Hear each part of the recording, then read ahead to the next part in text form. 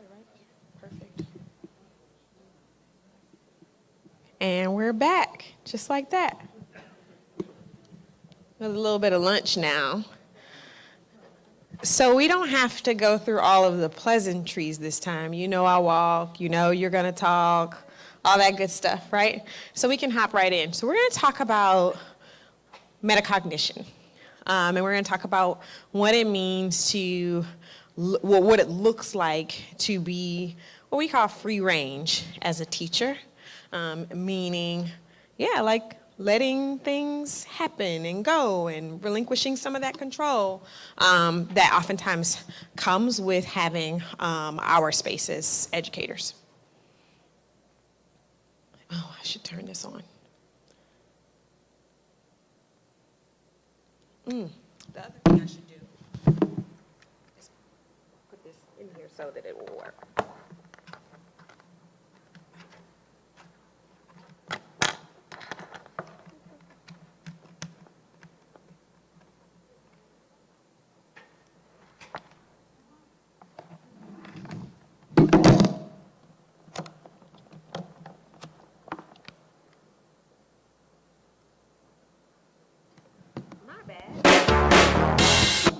So I'm going to show a quick video, and then we're going to get up a little bit.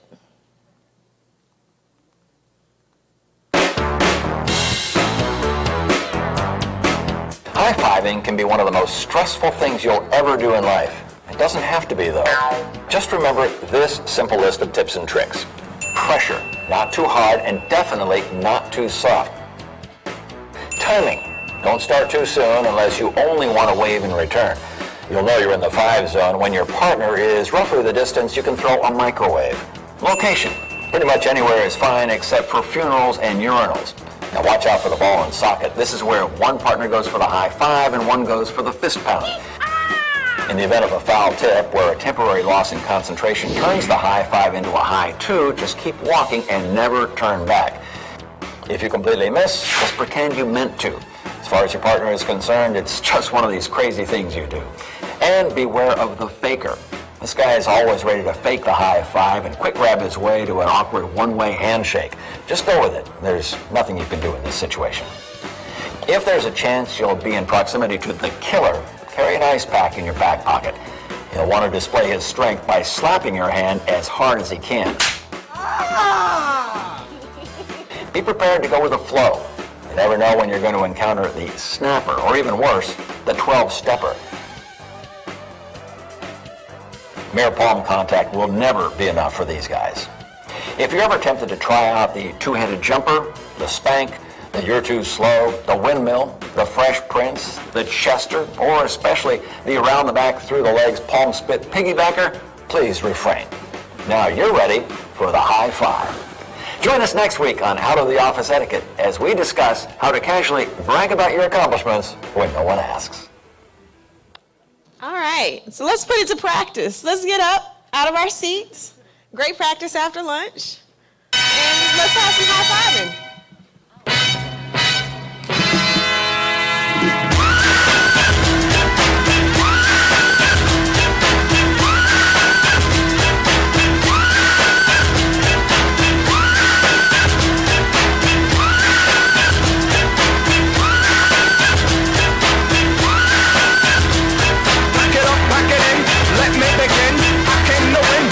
That's a sin. I won't ever slack up. Honky, let her back up. Try and play the role and you're the whole crew will act up. Get up, stand up, come on, throw your hands up if you got the feeling. Jump up, press the ceiling. Monsters of fun club. Someone's talking junk, yo, I'll bust them in the eye. And then I'll take the punks out. Feeling funky, amps in a trunk, and I got more rhymes than this cops at a Dunkin' Donut shop. Sure enough, I got props from the kids on the hill with my mom and my pops. I can't make it down, I can't make it down.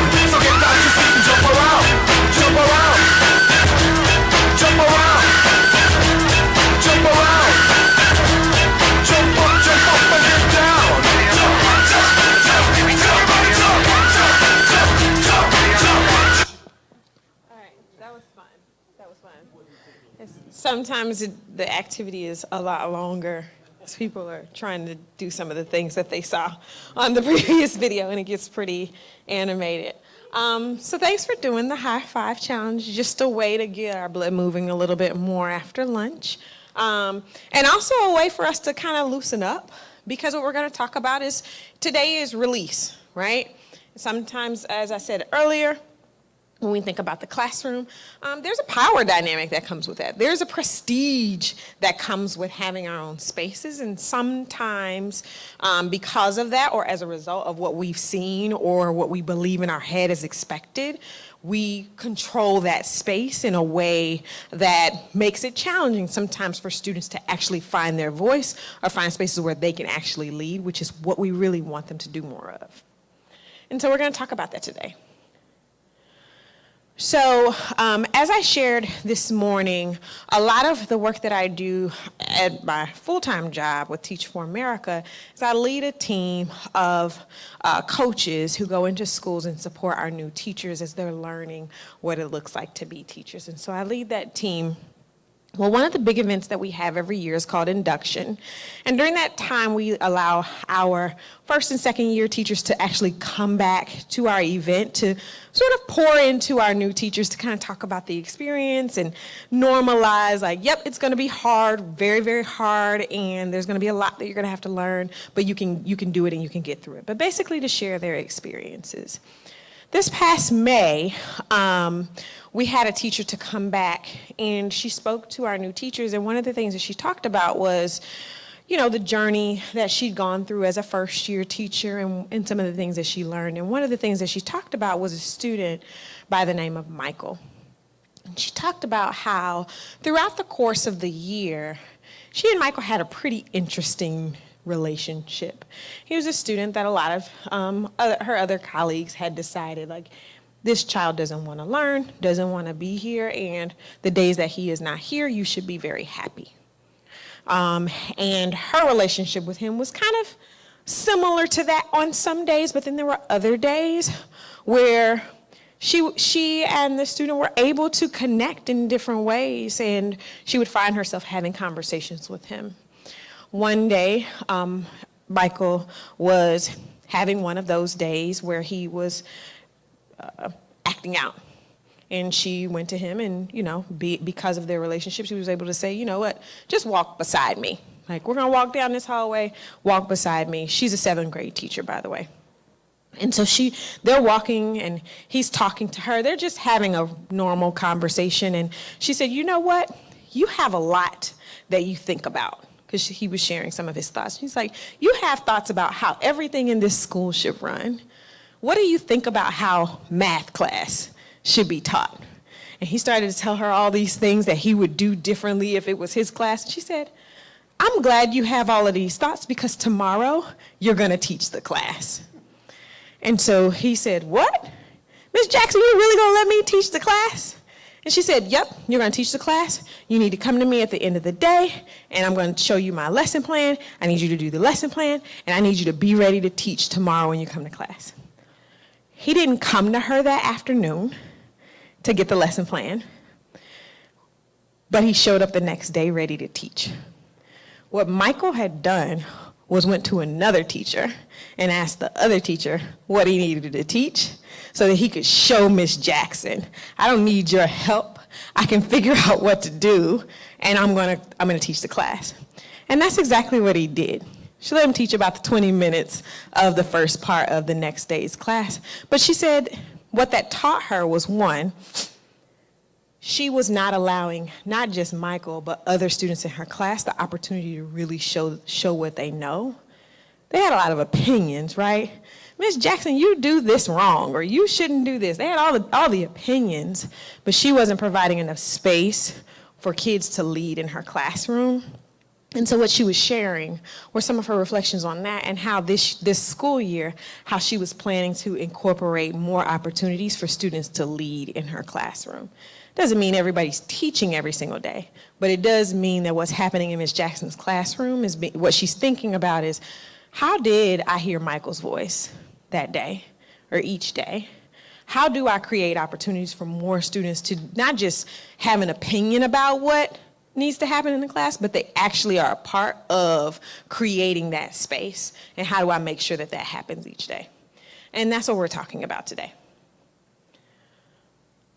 Metacognition is one of my favorite words. I don't know why. It's like thinking about thinking. Like, it's fun to say.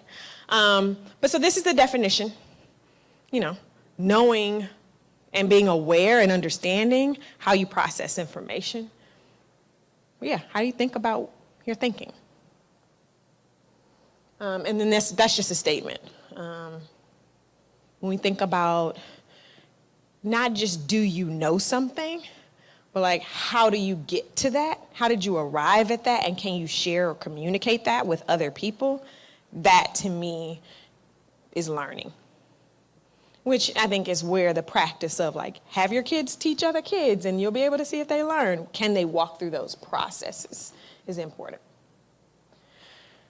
So I was at the gym, I told you earlier, 4 days in. And yesterday morning I was there and I was doing one of the arm machines. I don't know what any of those things are called, but I was doing arms. And I was just, doing one of my reps. And it's the new year, so they've got tons of personal trainers all out on the floor, like ready to scoop you up and get you into a 2-week trial of personal training. Not me. Well, I'm doing my arm machine and I made eye contact with a personal trainer and he's working with a client and I quickly look away because I'm not that dedicated yet. I don't want a personal trainer. And so he walks away from his client and he runs back and he hands me his card and he's like, I don't want you to get bored. Okay, all right, cool. And what he was saying was essentially, I guess, is that like, I probably didn't know what I was doing. And he wanted to provide me with experiences that would allow me to continue on my own personal health journey. What he was not saying is, move out of the way, and let me show you how it's done. He's not telling me, hey, sign up so that you can watch me exercise. He's not inviting me to do that. That's not how personal training works. Personal training, he wants to make sure that I meet my goals. And so he's going to tell me what to do and create those conditions. He's not telling me, watch me do it, right? Every time I go to a session, if I were going to a session, it wasn't going to be 30 minutes or an hour of me watching him do the thing that he clearly already does on a regular basis. It was going to be him showing me what I needed to do and allowing me to try that out. And so essentially, that's what we're talking about. So the first thing that I want us to do is look at some assumptions and some problems and see what comes up for you. So that's an assumption. I got to work really hard to know this thing. Do we ask students to do that? When I'm preparing my lessons, whatever I'm going to teach, I put creativity. I put my own jazz, my own stuff into it. Do we require kids to do that, students to do that? Right? If anybody in here has done a lesson plan, what is the goal? By the time this lesson is over, what should know, do, believe, feel, whatever those standards are, you know that. Do the students. I prepare, right? I make the copies, I got my PowerPoint, I got whatever I need in order to make sure that the class, that 50 minutes, that hour and a half, however long I have, that there's something to fill that space. Do the students prepare for that time?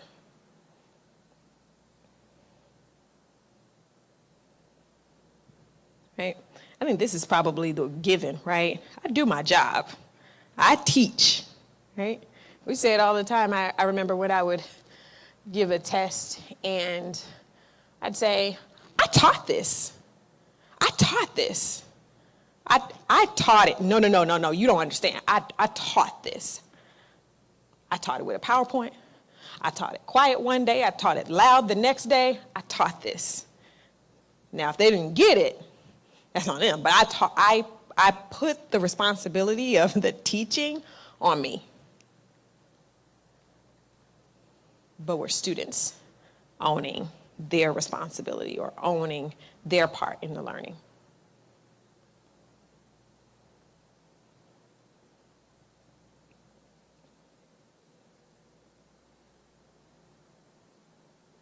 Let's talk a little bit. Do you have any of these challenges? Are you seeing any of this stuff with your instruction or with what you're doing on day to day? And what have you done so far to find solutions to these? So I'll go back to the assumptions right quick and give you a moment to look at them. I clicked too many times, sorry about that. There's a problem. You'll have to forgive us folks in the criminal justice world because we kind of tend to be, there's a problem with the word assume when you break it out. Number 5 especially. Sorry. I don't know if they're live streaming. I don't know if they are. The problem with the word assume, if you break it out, there's some issues there. Number 5 is the biggest problem I think that I have in that assumption, is that I can own the responsibility for my teaching. I know what I'm teaching, but am I teaching it in a way in which they are receiving it? That's an assumption that they are, and that's a dangerous assumption, because I know what it is that I'm trying to communicate. They have no clue what it is I'm trying to communicate. Am I able to own that responsibility, I think, is more important than just saying, oh, I'm teaching it. I taught that. Sure, you may have said the words. Doesn't mean you taught it. Taking responsibility for that's a little harder for us because of pride, I think. Well, yeah. Because if I say that I didn't, because if I acknowledge that, then what does that say about me? I'm not great, right? I'm not Teacher of the Year candidate if I don't. Right? But yeah, I mean, I think that's a hard truth, right? The role that ego plays in some of this. But yeah, that's a great point. Other thoughts that come up for folks? Let's talk a little bit.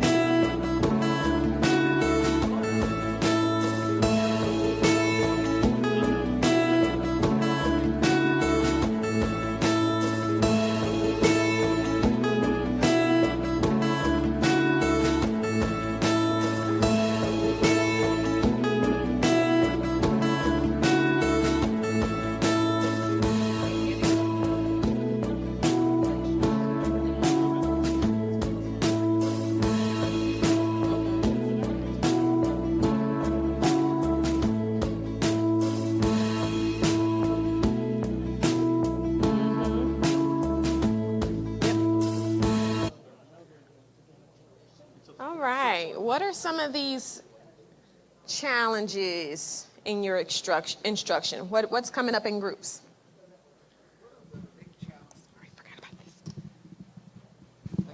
One of the big challenges was when you take a class online, because I use the Socratic method in my face-to-face classes.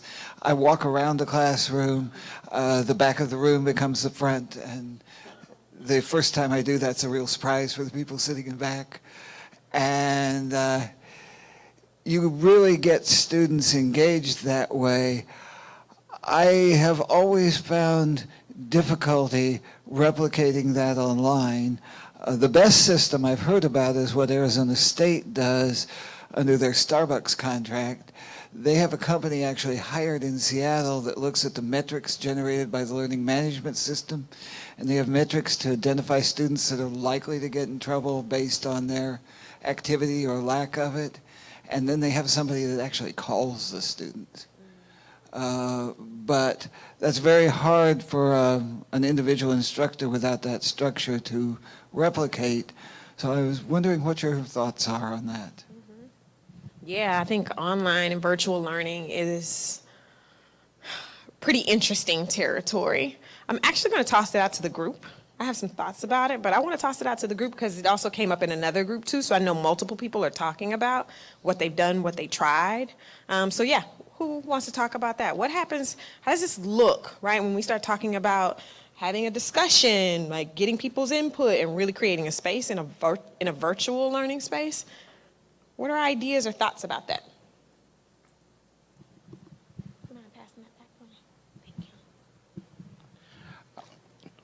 Probably aren't going to like these answers.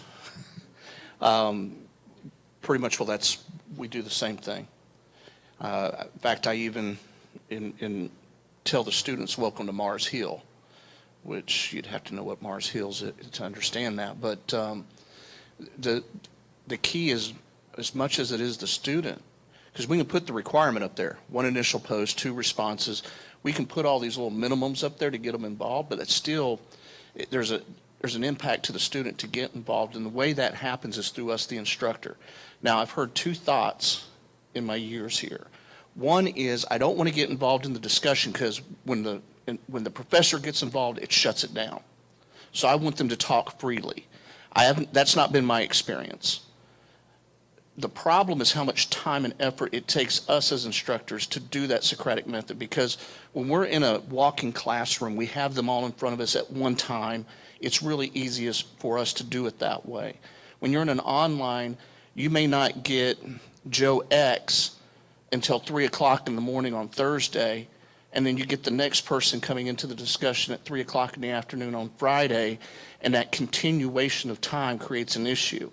What has to happen with us as instructors in the online environment is to do something we may not really feel comfortable doing, and that is you become a living, breathing thing in there. We address that challenge through not what our students are doing, but what are our professors doing in there. If you're only getting in there for 30 minutes a day, you are not going to get a good discussion thread going. You've got to get into every one of them, specifically look at what they're saying, and then come back with something that's offshoot or something to it. It takes a lot of work on our part to do it online. And I think that kind of makes people nervous. I tell people all the time in criminal justice that, they got the 5-day rule. We're on it 7 days a week. It's the only way you can really produce a good discussion online. And we put a lot of hours in. So it's really more hard work on our part than it is the students, but we always try to find a way to make the student engagement, higher. But most of the problems I've seen in my department, we don't have good discussion questions when my professors are the ones engaging at the lower level. I got to get them in there and talking to the students in the online environment. It just requires more work and more time. And I think that's something sometimes we shy away from, because I'd rather just get them for an hour and a half, say what we got to say, then I can go home. It doesn't work that way in the online. It's just a totally different space.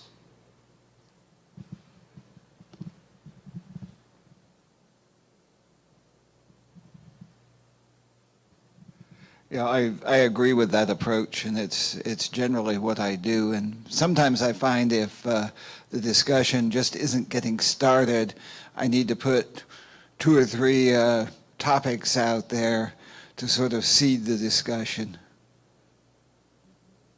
And then, of course, since the discussions can really go badly wrong, I find that if they're misstatements of fact, I correct them.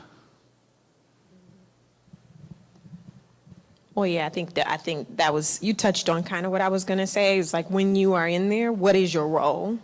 Are you asking people like, oh, good point, say more? Have I? More protagonist, antagonist. I don't have to agree with you. I will actually say stuff that's totally off the hook just to hook them into it, to bring them in. Terrorism? Oh, the founding fathers were terrorists. Boy, you want to talk about starting a discussion? Okay, do I believe they were terrorists? No, but I will use that method to pull them in. So it's as iron sharpens iron. And sometimes you got to stay away from your own self-interest, politics, religion, all of that, to where they're out there wondering, what are you? Because no matter what they say, you take the opposite. Make them argue it. If you just sit there and go, hey, good job there, Tim. Way to go. You just crushed a discussion right there. So you've got to push them. Yeah. And the adults have to be pushed. Yeah, and create the space for other people to come into that conversation, asking other people what they think. And if does everybody agree with that? Is that what everybody thinks?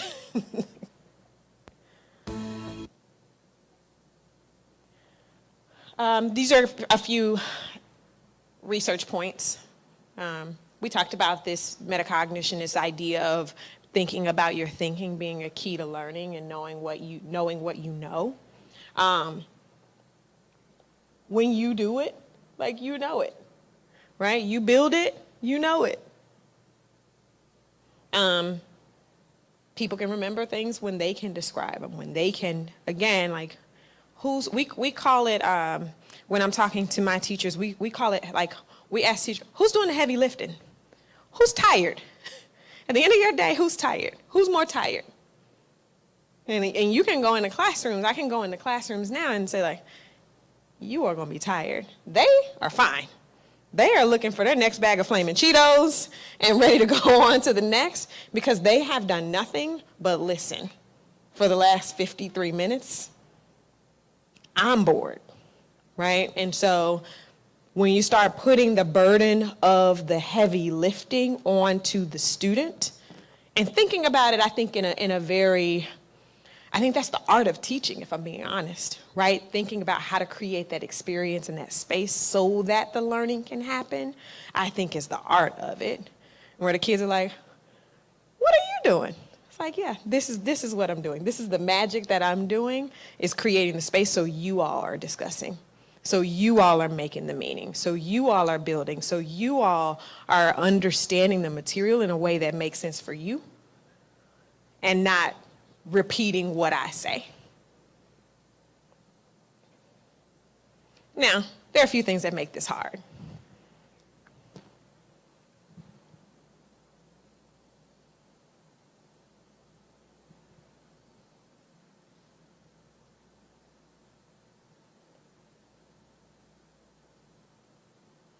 Any lies here? Any disagreement here? I don't teach a test. Right. I teach a concept. If they understand the concept, the testing is easy. But I can't just have them memorize something because they only memorize what not to remember and not to do, not the concept of what we're trying to teach, or at least in my case. And do you find that challenging? Because the traditional public school system is set up such that... Of course, they do exemplary schools and they have all these statuses, but at the end of the day, when a kid comes to me in college and says, I don't know what APA is, I don't know how to write in APA, I don't know what MLA is or Chicago or any writing style, then they were taught a test, not a concept of writing and why we do it that way. Other thoughts?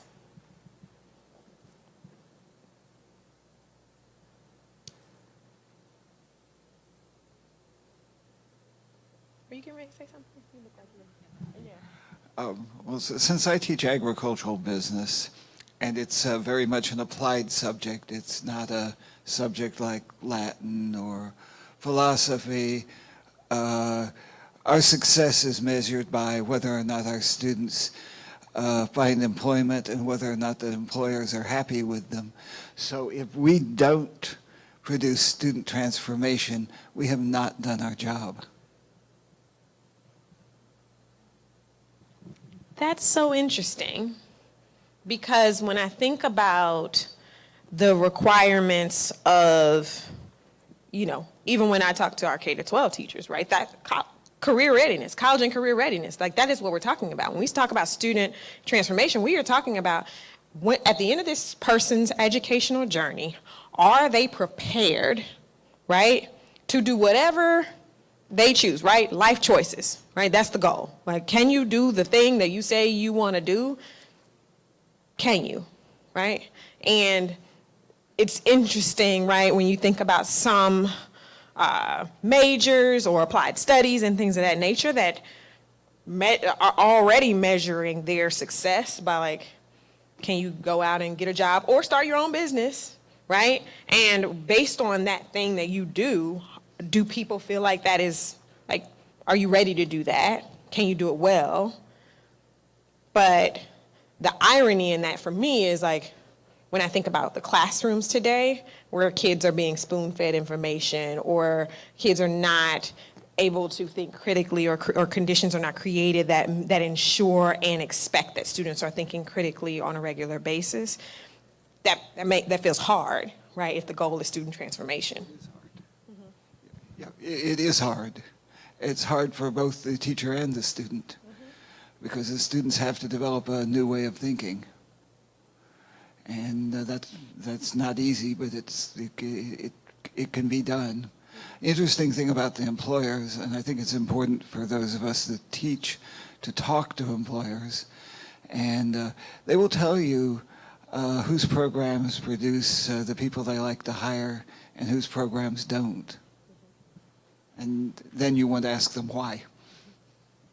Well, and then when you start to read research that's coming out now that talks about, like, what are the true skills that people need in order to be successful?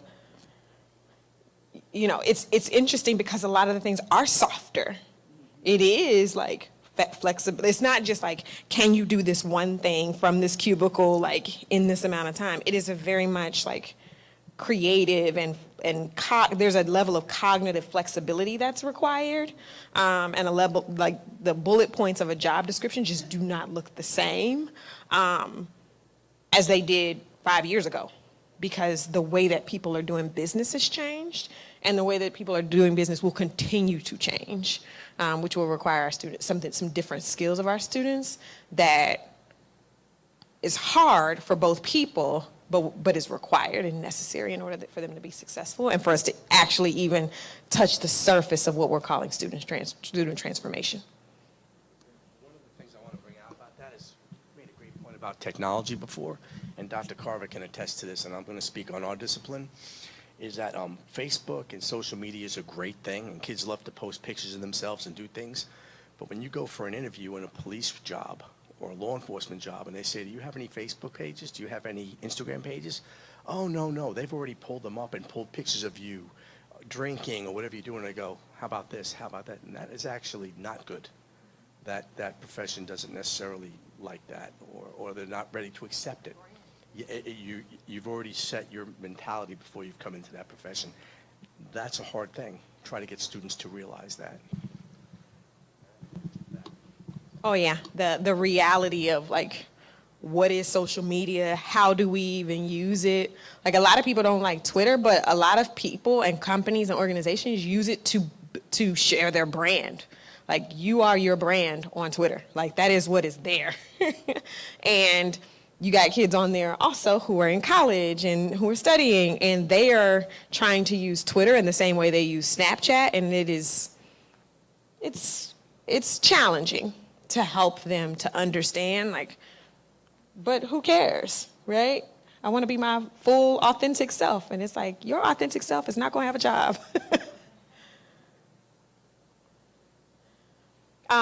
So if you've done, I'm sure you've heard of Eric Mazur, flipped classroom.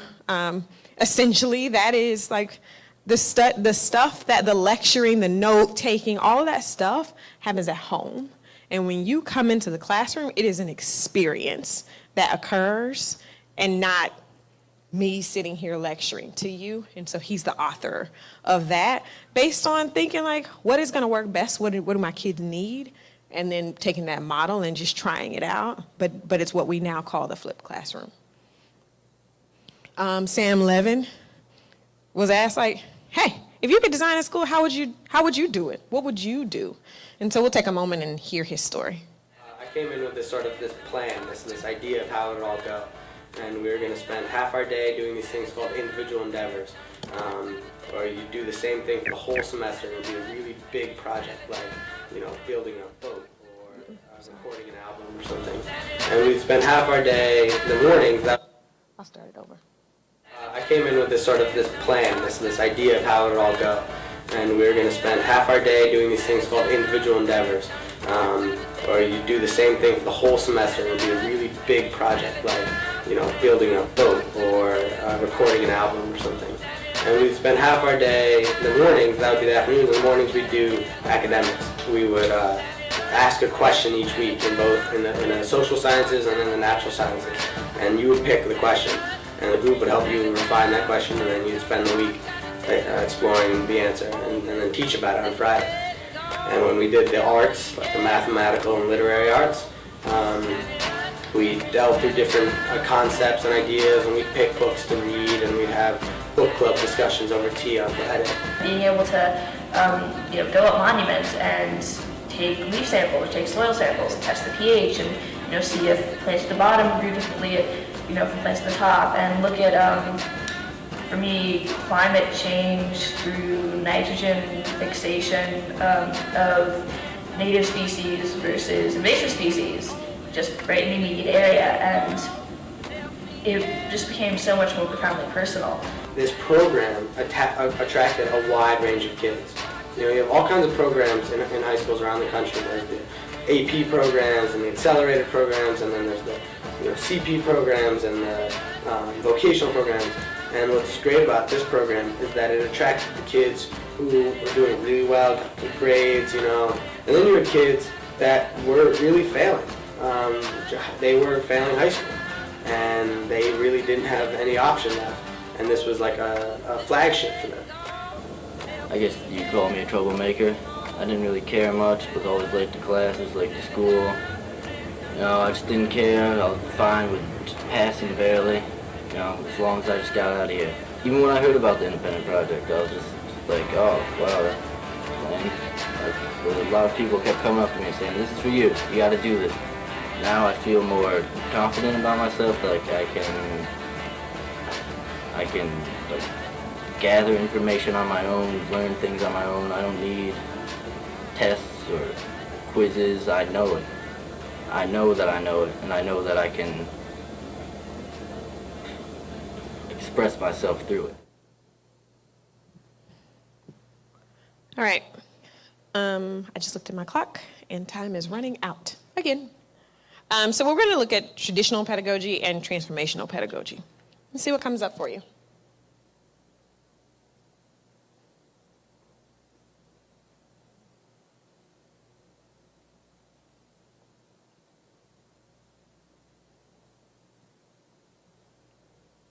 And so what we don't have time to get into, but what I'm sure that you know, is when we think about the whole, even how school was created, and where it came from, and what it was designed for, and how it, in many ways, has not even evolved in a lot of ways.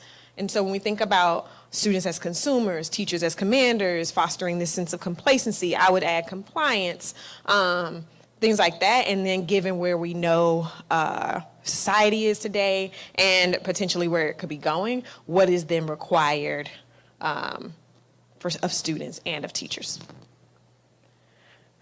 Interesting story about Stephen King. Like he wouldn't even tell his kids stories. He made them tell him stories. Like, isn't that interesting? Like he is a storyteller. right? I mean, there's a much longer story than that, but like, yeah, he didn't tell them stories. He started to make them, you come up with a story. You tell me a story. And I mean, I can appreciate that because I don't want to make up a story right now. Like all the times my kids will ask me to tell a story, I'm like, I don't have one today. You tell me one. But that was his regular practice of just creating the space for their minds to just imagine and tell stories to him.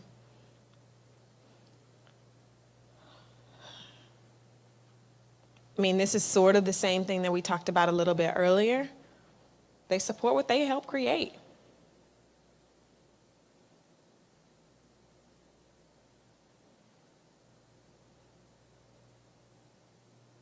Right? Do students know the purpose? Like that concept, this idea of like, you need to understand what the purpose of this is.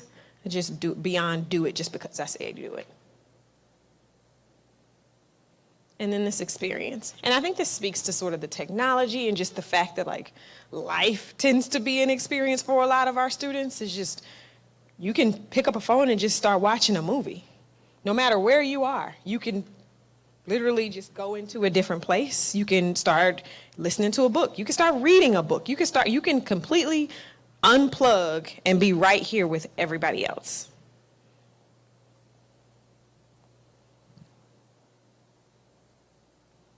Music. More than 2 senses are involved. They need the opportunities to practice. So we were talking about something over here, and I can't remember, it's slipping my mind, but we were just talking about like, how do you scaffold up to the big thing, right? If it's a presentation, if it's a documentary, that's what it was, creating a documentary, how are you scaffolding up to the big project? So that gives them small opportunities to practice along the way before they're expected to just be released and do the big project. Sure.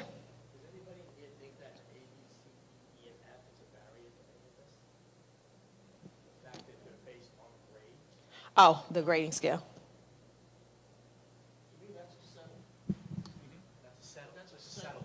Oh, yeah. I think we've settled into this great idea in GPA. The reason my students cheat, grades. The reason that the student, I think it was Natalie, I don't care to learn it. I just need to get the good grade. GPA. It's assessment. It should be satisfactory or unsatisfactory. Should be the only 2 things they get. And that's what that young man was telling you. He said, I don't need no quizzes. Right. I don't need any of that. I know what I'm doing because I got to show it through what I create. And I can survive. But you put an A, B, C, D on it, and then you say, hey, if you don't make good grades, you're not going to get to college. You're not going to get to law school. You're not going to get to this unless you have the right GPA. Now it all becomes about the GPA and the grade, and that's why they send us emails going, I don't understand why I didn't get an A. Because they did the I best should have got an creativity. A. I've never gotten below an A in any other class. Right. Get off the grade. You didn't know what you were talking about. I think that's your biggest thing, and no matter what we put into it, until the whole education system It's figures out systemic. what it's about, we're just going to keep coming up with new, different ways to do something that still has a barrier. Okay, I'm done. Like I've seen several presentations like at a conference before where in writing, professors would wait until the very end of the semester to give a grade. So it drove everybody nuts, but he would do that. He would just say, he would just keep pushing it back to them. And a little bit, I think it was the fear of, well, it doesn't sound like this is a passing grade. But it did, with most of the students, he swore that it would shift well, I just need to make this piece of writing better. Because there was no other metric by which to measure it, is that there was this feedback on it. And my kids' K-8 school doesn't do grades. And by the time they get to middle school, it drives them bonkers. It's really funny. It drives their parents bonkers too, but I love it. And I don't care if they like it or not. Yeah, right. Because I really want that. They're so worried. The parents are freaking out. Yeah. Yeah, I'm guilty of that. I don't give my students grades as they progress. I said in the past, if you got an A, you didn't do nearly as well on the second one because you slacked off. You thought you were good. Well, guess what? The second assignment was harder. And so you need to step it up. I said, I will tell you what your grade is anytime you want to know, but I will not post it until I'm ready to post it. That's my domain, not yours. And if you... Yeah, but anyway, I say, whether you did well on that assignment. You know that. Inside, I could ask each of you what you thought you made on that. And you might even give yourself a lower grade than what I was giving you. Yeah, for me, when I was in college, my life's work was, I'm going to take the first test. Once I take the first test, I can figure out what I need to focus on. Do I need to focus on this reading, or do I need to be recording your lecture so I can write down every word? And once I figured that out, that was it.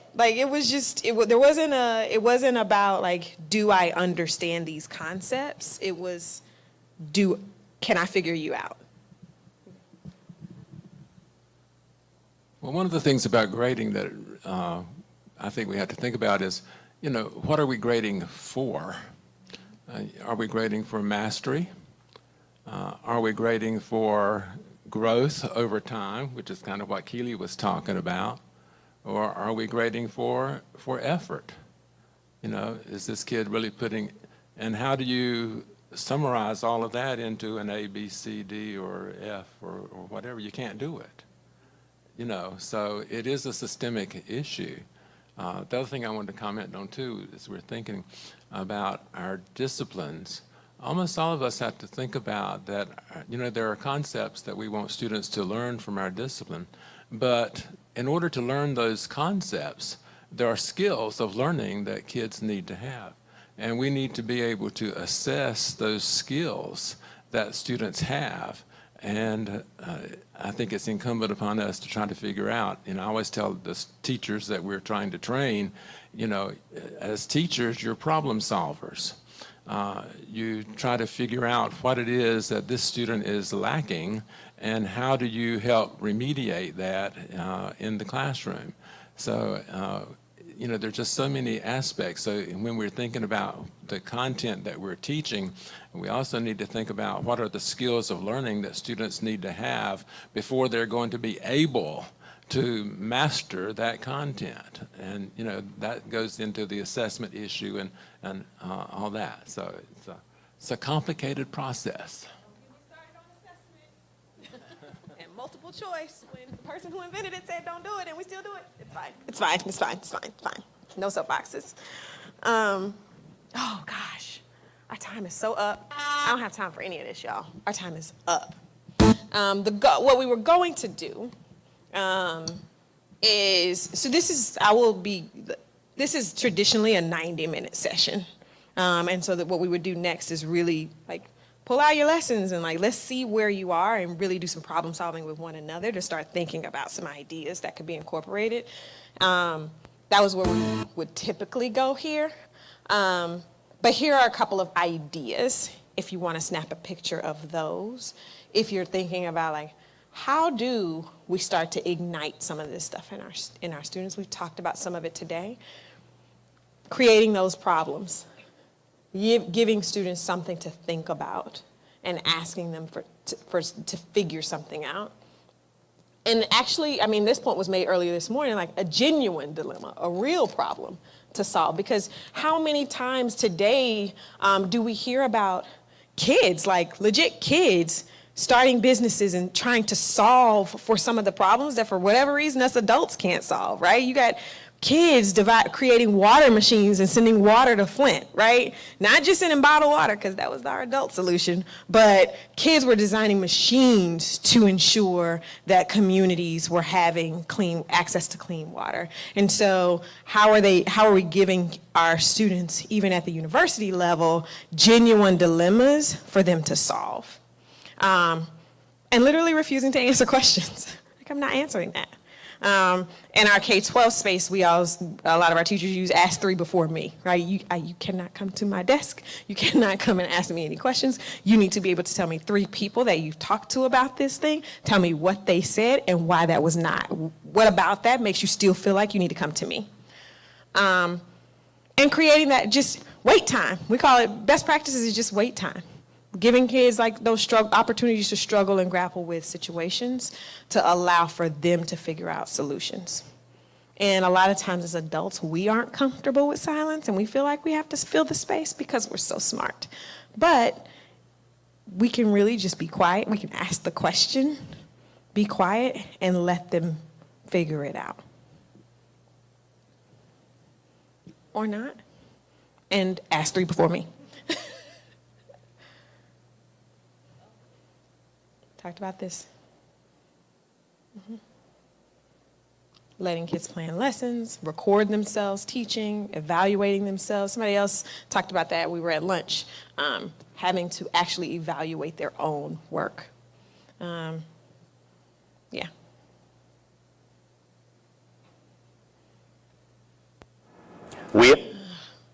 And so the half-hearted mountain climber is a habitude. And this is a picture of the Swiss Alps, right? You probably already know that many, many people travel to go and actually climb the Swiss Alps. Any climbers in here? Anybody climb? No? No free solo people? No climbers? Okay. Well, this is actually a hotel that is halfway up the I guess the climb, I don't know the right terminology, but it's a hotel that's halfway there. And so a lot of the climbers would go, you get to that point and they stay there. Think about it, like you're climbing, like this is where you are. You go to this hotel, you can get a shower, you can get food, you are good. What happened? What do you think happens when people get there? You don't want to leave. Why? That is good. I'm settled. I'm comfortable, right? I got what I need. This is good. I'm comfy. I can still see the beautiful view. I made it this far, right? Why do I need to keep going? This is good enough. This is fine. Right? Well, that's actually what happens. More than half of the people who attempt to climb the Swiss Alps stop right here. They do not go on to climb up to the top of the mountain. And so only a few people ever even make it to the top. And so as a teacher, as an instructor, as a professor, right? Where are you? Are you choosing to stay? Have you made it halfway? And consider that, you know what, this is good enough. This is good. I'm good. This is okay. I can say that I did a good job. I can tell people I got pictures. I'm here. Or do you take a rest, regroup, assess your strategy, and go on to the top? Now, you could also think about this from a student perspective. How far do we take them when we know life? It's an uphill climb. Some of it's going to be easy. A lot of it could possibly be very hard. Sometimes they will be comfortable, right? And there's a beautiful view that you have access to at the top. How do we ensure that they get there?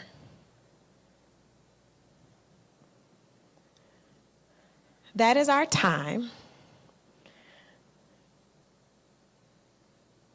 I know that you're committed to the mission. You're here, and I know y'all don't even have to be. Leaders are the same way.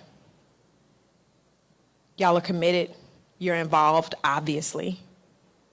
You want to see your students be successful. That commitment can drive you. We've learned a lot. You have a community of colleagues who are trying great things, who are doing great things. I encourage you to continue to create the space so that you can learn from each other, watch each other grow, because I would also argue some of those strategies that work for students also work to make everybody else great as well, as teachers, as instructors as well. So if you're recording a lesson, what does it look like to ask them, hey, I'm going to record this lesson. Will you look at it and tell me what you think?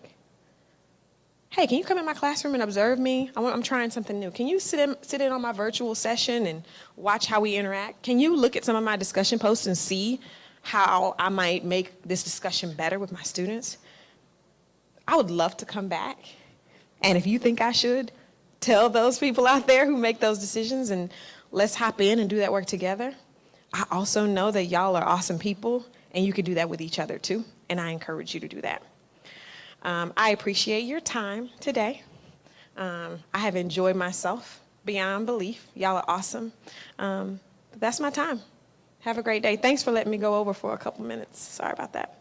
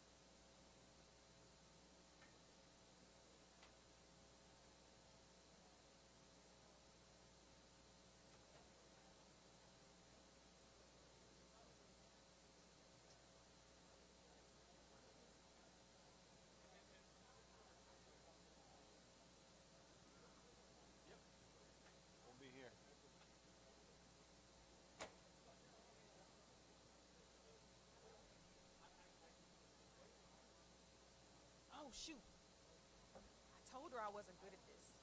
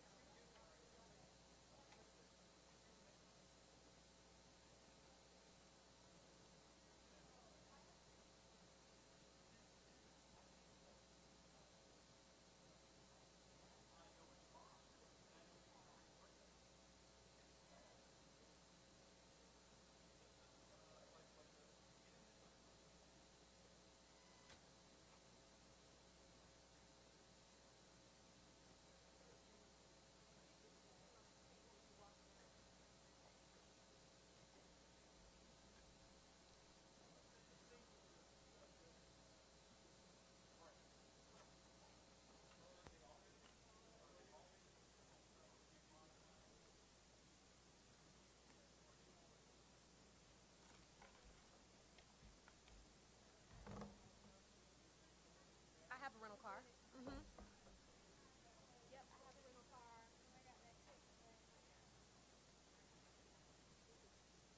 I can't remember where, because anytime I travel to a space, I always drive to the next, wherever I'm supposed to be the next day, so I don't get lost. And just want to see, like, do I think I might have some traffic? Do I just try to do that? So I did that last time. And after I got something to do, I was like, oh shoot, I needed to go. I needed to let you know I got here. So it wasn't. I got here just before 7. I just forgot to reach out to you. I was in Goldsboro at the Hampton Inn. Mm-hmm. Yep. So but everything was fine. So let's see. Yep.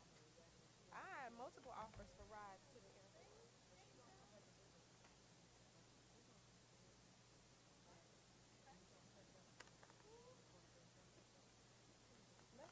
Let's do it.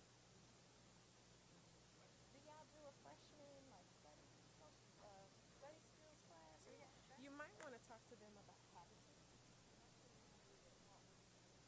Oh, okay.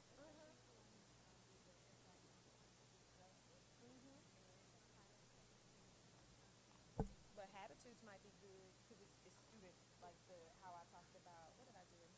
We did the mountain climber. Like it teaches them those images and the habits of leadership.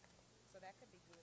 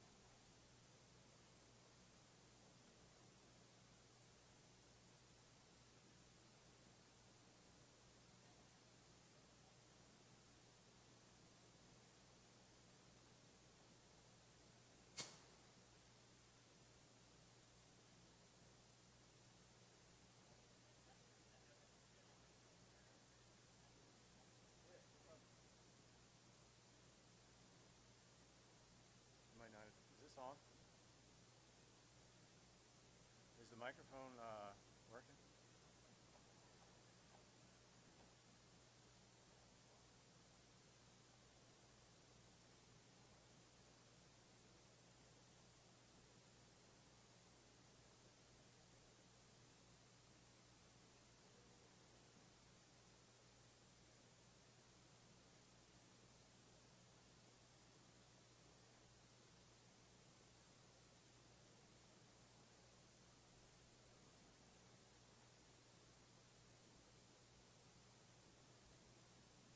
There we go.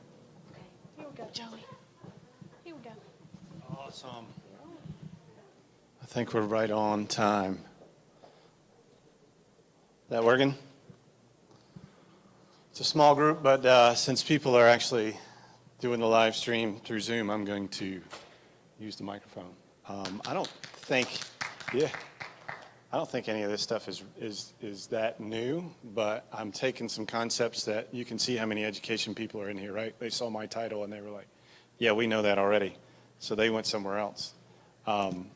But I don't think any of this stuff is that new, but I do think that what I've tried to do here is a couple things. One is emphasize the important part of collaborating in the classroom amongst students and also amongst professors. And I think the stuff that we've seen today has really kind of given this idea of the more students are allowed to get involved, the more students get out of what we do for a living and what we're supposed to be teaching them.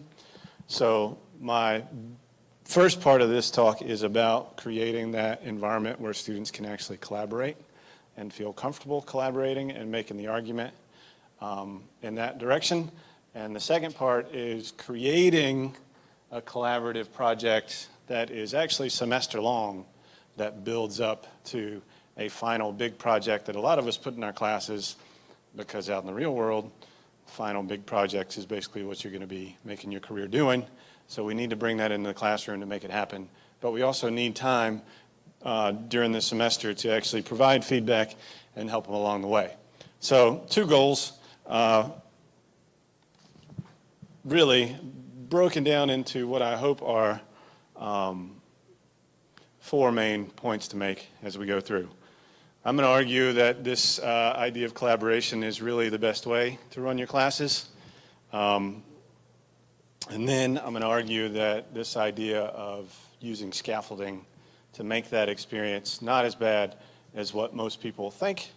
And then hopefully at the end, we're going to bring in some time to actually talk about your big projects in your classes, whether you already do this or not, what's worked effectively or otherwise. And then maybe if you do have big projects and don't do this yet, how are some things that you can do overall? So if you have a piece of paper with you or the handout that I just gave you, we're going to do something really quickly. One of the reasons that I wanted to do this presentation is the handout that I gave, and if you are out there in the Zoom world, I'll be happy to send you a copy, is to selfishly ask if anybody's interested in helping me finish this paper. We could be co-authors and publish at some point. But just putting this together and finding somebody that's interested in maybe getting some publications out there and talking about this and then bringing in your ideas, especially from someone who's in a different discipline, to show how we can use it a couple of ways, I'm more than happy to do that. And this is where I thought about just dropping the mic and walking off, but I got 40 minutes left, so I'll finish the rest of it as well. Right? Exactly, because it's late in the afternoon. But if you think it's something that we could do, that would be great. So here's how we usually look at this stuff that we do in the classroom that students don't like, right? We call it group work, and as soon as students hear group work, they go, oh, I'd curse, but we're on Zoom, right? They look at it as something that is difficult, they look at it as something that doesn't get them anywhere, and they look at it as something that's having to deal with people when they don't want to deal with people. Even the extroverts react this way, which has always been surprising to me. The extroverts don't want to do group work. And some of the common reasons is because they have people in the group that don't pull their weight, or what I've seen more commonly, and bringing these concepts into my ethics class, they don't want to work with people that aren't like them. That's often one of the biggest barriers when we're talking about group work. And they feel responsible for the results that other people produce. But all of those things that students don't like about group work are exactly what they need to practice to be effective in their careers. They have to take responsibility for other people's work.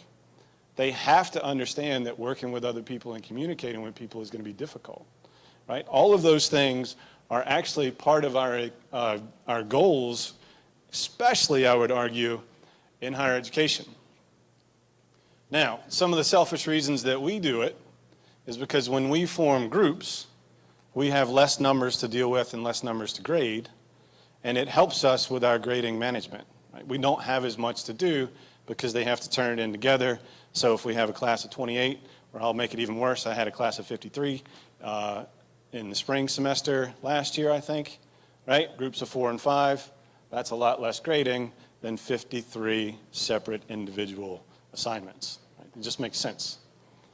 Those are, to me, I think, are positive reasons that as managers of the classroom, we can put this into place. I don't have a problem with that idea. If we're going to be required to grade, I don't have a problem with that being one of the reasons that makes it you put people in groups. But if that's your motivation for doing it, it's still just group work, right? And it brings in all these other complications. So what I would argue is that groups don't make us effective teachers on their own, by themselves. We're not better off because we put students in groups. That's not the key and that's not the goal, right? That's not what we're about. So, and I have to walk back and forth because, you know, I'm not as fancy as the last speaker. We're experts in what we were hired to do because we have the degrees that we need to have these positions, but we're not necessarily experts in delivering this information in a way that the students will get it, the students are interested in it, and the students are motivated to keep learning about it. Right? We're just not. Even the ones that have declared the majors, we're still in the business of convincing them that their major is interesting. I would argue, especially in the business field more than any, because they have the parents that go, you need to major in something useful, right? And if business is in the major, then that's what you're going to have to do. And you get a lot of students in the business majors that go, I just chose this because it makes my parents happy, and they're not worried about me anymore, right? Whereas I was a philosophy and English undergraduate major, and my parents were like, what in the heck are you doing? And I had to kind of go, it's going to be all right. We're fine, right? I'm going to make it. And they're still going, what in the heck are you doing? So I would argue that we don't use the term groups anymore. We don't use the term group work. And we say we're going to do these collaborative projects over the course of the semester. And collaborative projects have a different resonance to them.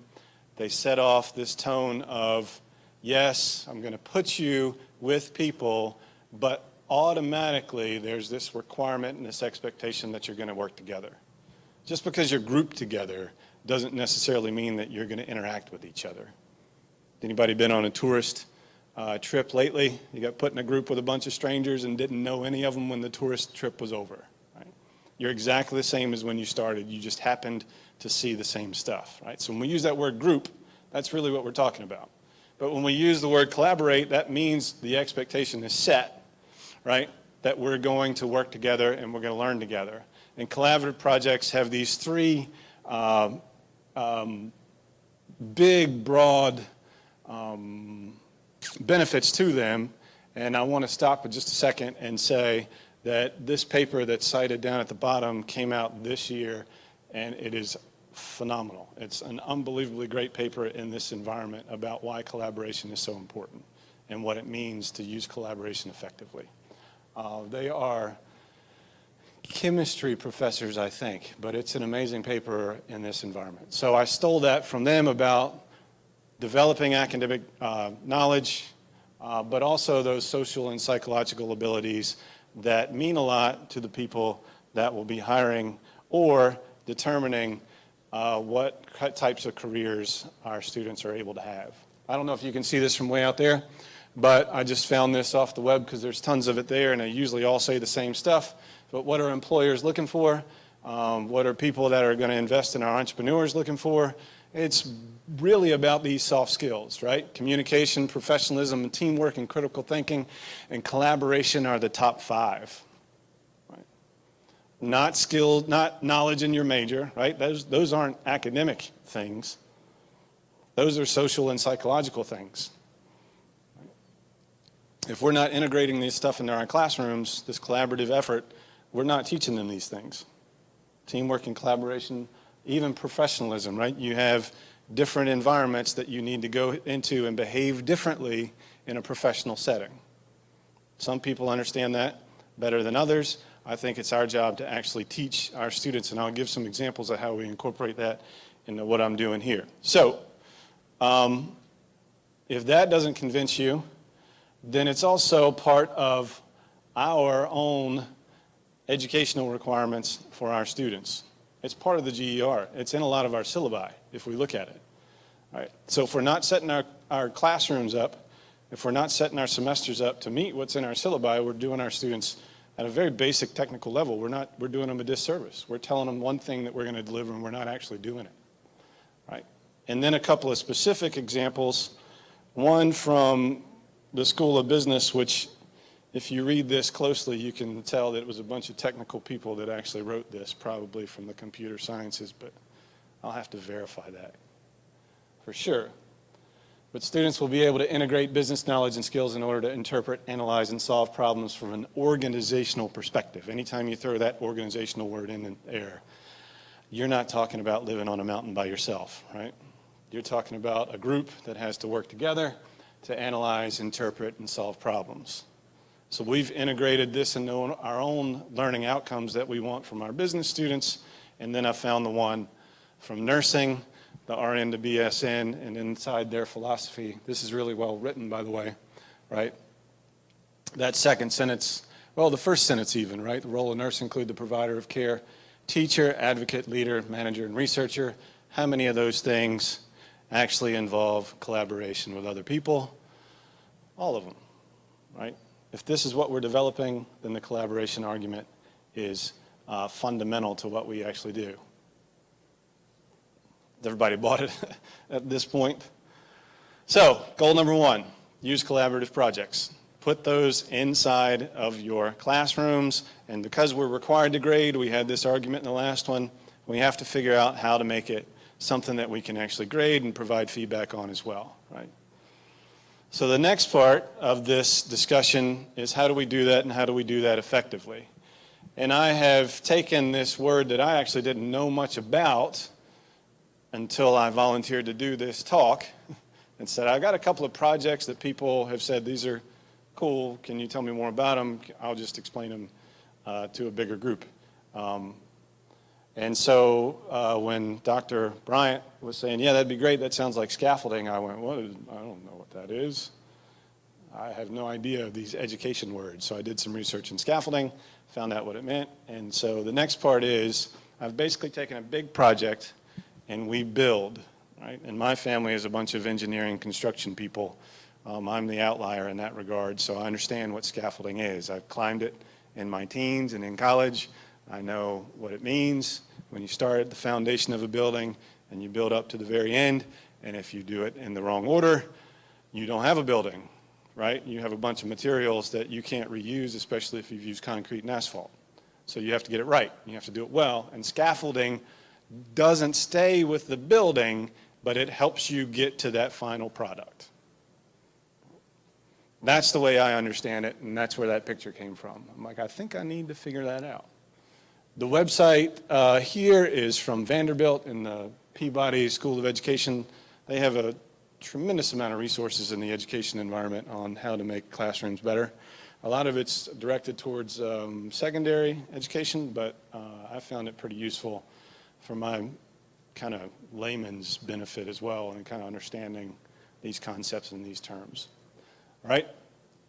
So the main goal is 1 semester long project, but we want to divide that. And what can these scaffolding things benefit for the students? One, if you divide the project into pieces, it allows them to focus on one particular part at a time. Right? They don't have to go, oh God, it's the last week before this is due and I have to do everything in a week and now I just have to figure out how to put it together. And we all get those papers and we get those projects, don't we? And those are the worst to grade. Those are awful because you have to spend time and all those little bitty pieces, and you go, if you had just started this earlier, you wouldn't be ruining the last parts of my semester, right? So one is a little bit selfish in using scaffolding because I try to prevent those down the road. I try to minimize those as much as possible, but it allows the students to focus on those little bits and pieces all the way through. And with that focus, they're able to critically think through some of the aspects of the project that otherwise, if it was all forced on them at one time, they may not have been able to really think through it, right? I was hoping Ms. Jones would have stayed a little bit longer because her metacognition, this is where I wanted to bring her slide back up and say, what do we talk about when we mean metacognition and how do we bring it into our classrooms, right? I was hoping we would have this up there and we could use those together. Another thing that it does is it gives some feedback opportunities for us. We're not looking at the whole project at once at the end, but we're looking at little bitty pieces as we go through the semester. We're looking at different times during the project that we can say, hey, maybe you want to rearrange this because you're getting ready to add some of this and that's going to look awkward, right? Or you've got this exactly right. Whatever you do for the rest of the project, don't change this part. You can actually give that feedback early and say, this is really good in the setting that you want to actually explain this type of stuff, right? With feedback, of course, it gives them the opportunity to improve the entire project. I've got some pretty decent examples of that I'll be able to show you a little bit later. The other thing that I really like in this environment is the idea that they're experiencing improvement, and they're experiencing editing, and they're experiencing making things better. Instead of just finishing the product, turn it in, getting a grade, they have to, well, they don't have to, right? We can still grade them on the stuff that they didn't improve. But they have the opportunity to improve themselves and get the experience of what that's like, actually making an improvement and seeing the difference. I really think that's an important part of this process. I really think that it has changed, at a basic foundation, it's changed some students' grades that I thought they really weren't going to make it. But in the last parts of the semester, they picked it up and were able to improve some stuff from earlier on. And I went, look, I saw that improvement, so now you're good. We're good. You can play sports next semester, right? If that's what drives some of them, we'll take that motivation and we'll use it, right? So I really like that part. And then the last part, which connects to the real world, is I talk intentionally about how it gives them stories and materials that they can use in their interview processes. You can now post this stuff on LinkedIn. This is a final product. This looks really good. You can post this, and it could possibly lead to questions during your interview. And you can say, let me tell you how this went. At first, this was awful. You should have seen the first product. But over time and over the semester, here are the improvements I made, and now you get to see this. And people like to see that. People that hire want to, one, see that people will admit their mistakes, and two, see that people have made improvement. And now they have the opportunity to incorporate this stuff in the way they do, for most of us, some of us younger than others, but for most of us, we didn't have this opportunity when we were out on the job, our first job markets, right? It was just, here's my final product and I hope you call me soon. And that was really it. But now we have the opportunity to, or at least our students have the opportunity to tell stories like we weren't able to tell when they're really actually trying to look for jobs. What this doesn't do is prevent any mistakes. That's not the point. I don't think education is about preventing mistakes. I think education is about providing the opportunity to make mistakes and then providing the opportunity for correction.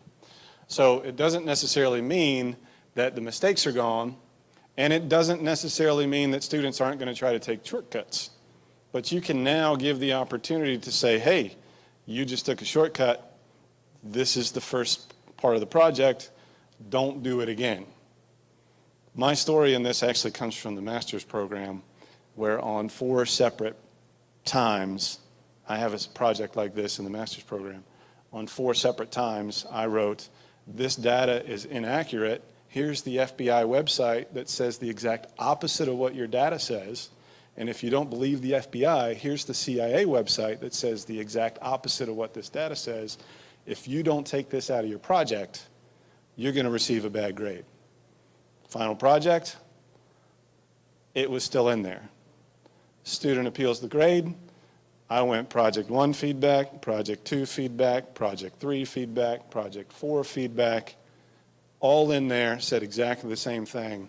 And in fact, above that, I said, as I put in project 1, 2, 3, and 4 feedback, you need to change this, right?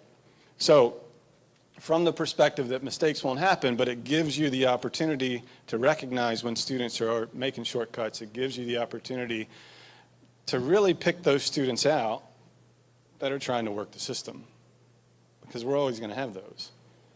And it was fair. The grading was fair at the end of the semester. It wasn't just one time and I dinged them that one time at the end. I dinged them over the whole course of the semester, and there was really nowhere for that student to go. That's the lawyer side of me talking. Did you hear that part? Right? Make the case and make it clear. So here's what I want you to start thinking about, and then I'll give you some examples of how I do it. But what is that actually outcome that you want in your classroom? What do you want your students to learn? And I think from the first argument, it's not just the material, right? The material is important, but it's also those social and psychological abilities that we can pull out of that as well, right? So what kind of outcomes do you want in your classroom? In mine, I have business law in the slide, so I'm going to use that mostly. In the business law environment, I want students to know how the law affects whatever business they're going to be in. That's the big goal, right? I don't necessarily want them to go to law school. I'm glad if they choose that. I'm not going to push it. But I know they're going to be out in the world, and how does the law affect them? Whatever they choose to do, how are they going to be affected? Right? That's where I go from there.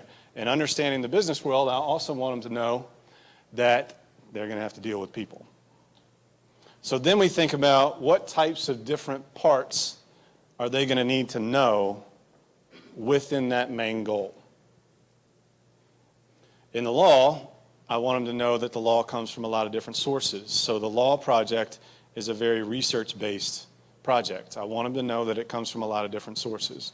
There's case law, there's regulations, and then there's just administrative decisions that the government makes.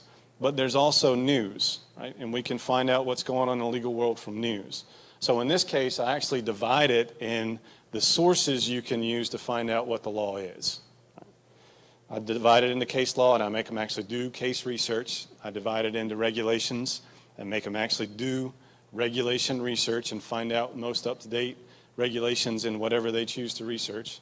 And then I make them go out in the news, because sometimes in the news, a company might announce something and it might not have any reference to the law whatsoever. But if they're smart enough, they can read into that announcement and understand the laws that apply to it.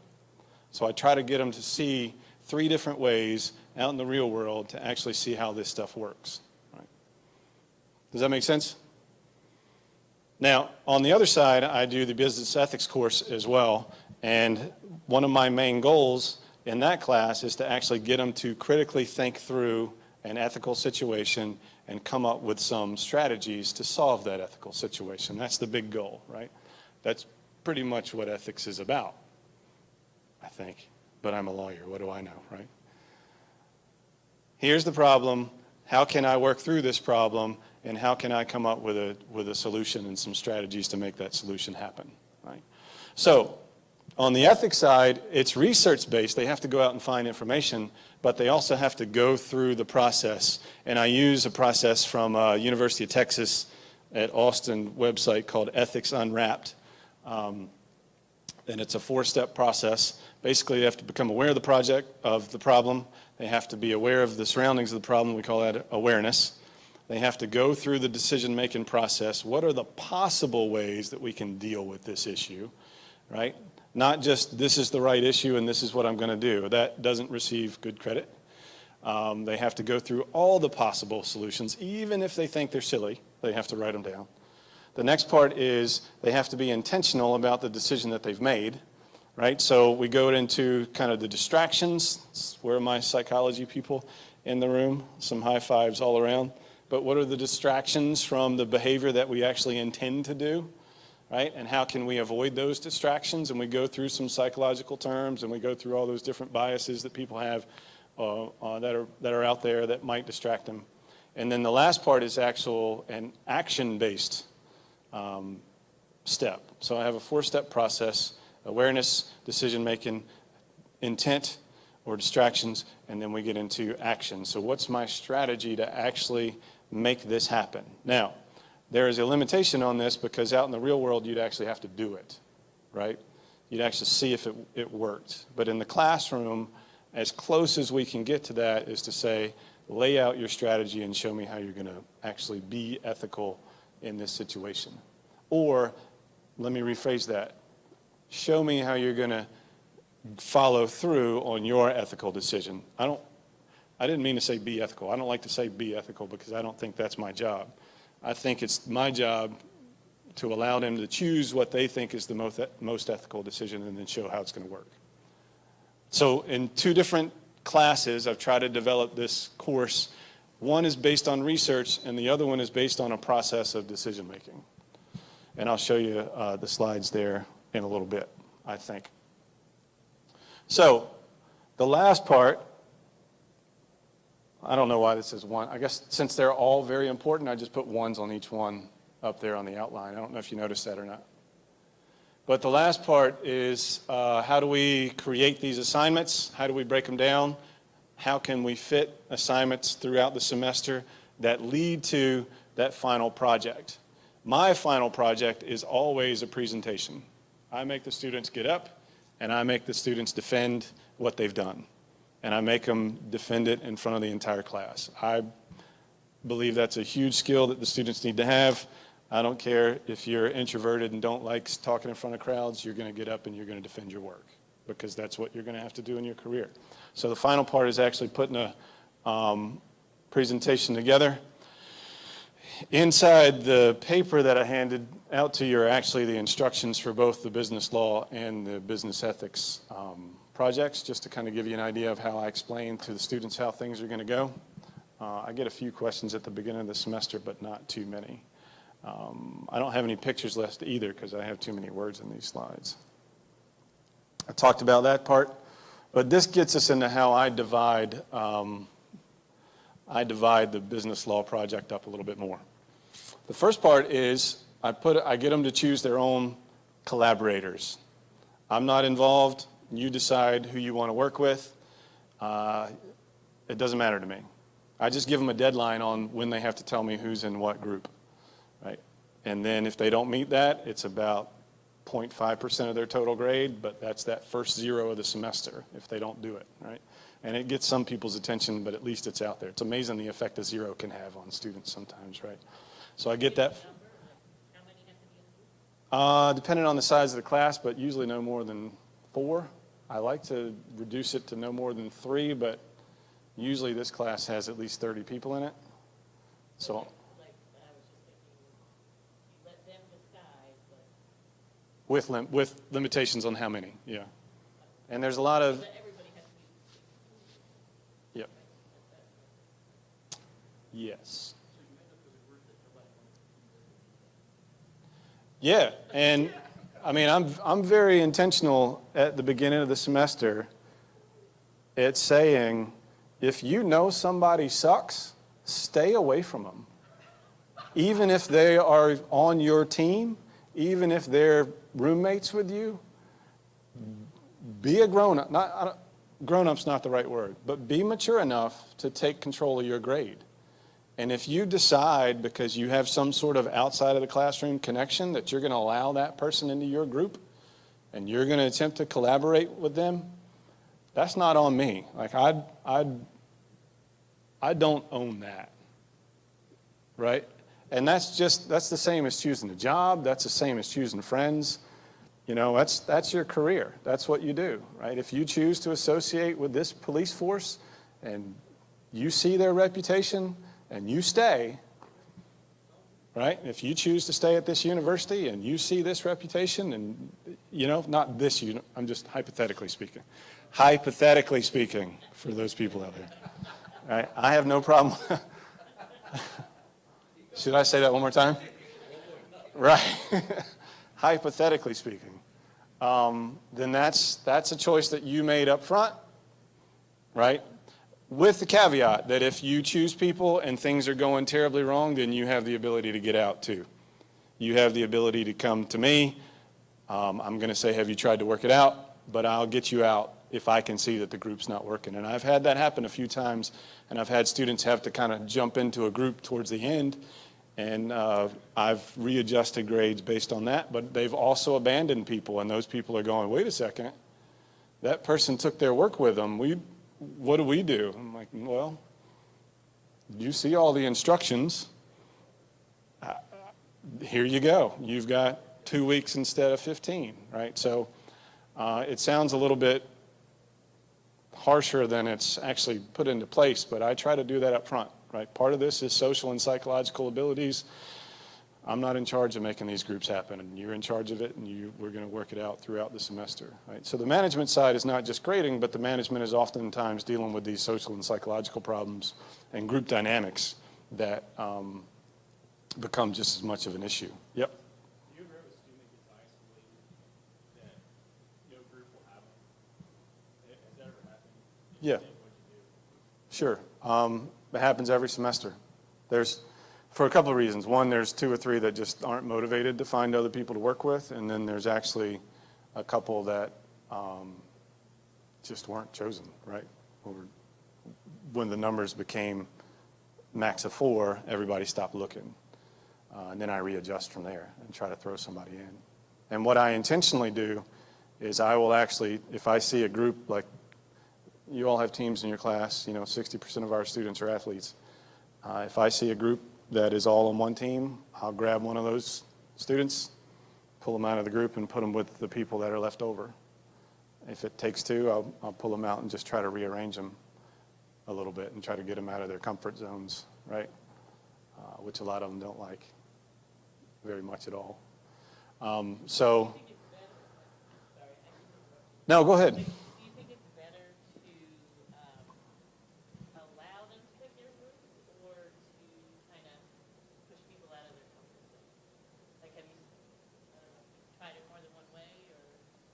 I don't know. What do you think?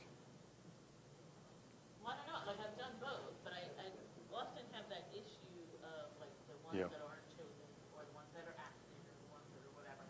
And then I have to create a group, and the group ends up being, like, those 3 unmotivated losers. Yeah. It's like a terrible group. So then I end up having to, like, redistribute them. You know what I mean? Like, so sometimes it's like, oh, it's complicated. I just want to make a group, I've had this conversation a couple of times with a student that I've said, you have not shown me any reason to put you with anybody else in the class. So you're on your own. And here's what I expect. And I've actually rearranged it and written it down and said, this is what you're going to have to do. But I am not going to subject what you have shown me so far, for whatever reason. I'm not going to subject other students in the classroom to that. So I have done that. And I don't know if that's the best thing to do for retention, but it also doesn't allow students to hide. Because when you get into this collaborative work, if you saw one of the slides, the person that's doing all the group and the work, and it's just a picture of the one guy. Right? That will happen. And I've even talked to students and said, I realize what you're doing for this group, and if you're not okay with that, you need to let me know. I can see it. And sometimes they will, and sometimes, again, if they're all on the same team, they don't want their teammates to be ineligible next semester. That's just kind of how it goes. And so sometimes they'll just let it flow, and that person does nothing, and they carry along, and sometimes it's a big chaotic mess. But that is actual real life. Right. Yeah. There's times where, I got Adam's got children, she's got all that stuff, so I carry her in my project to keep her from being fired at work. I've actually had to do that in the real world. Yeah. So that experience, once again, I'm liking what you do here. Yeah.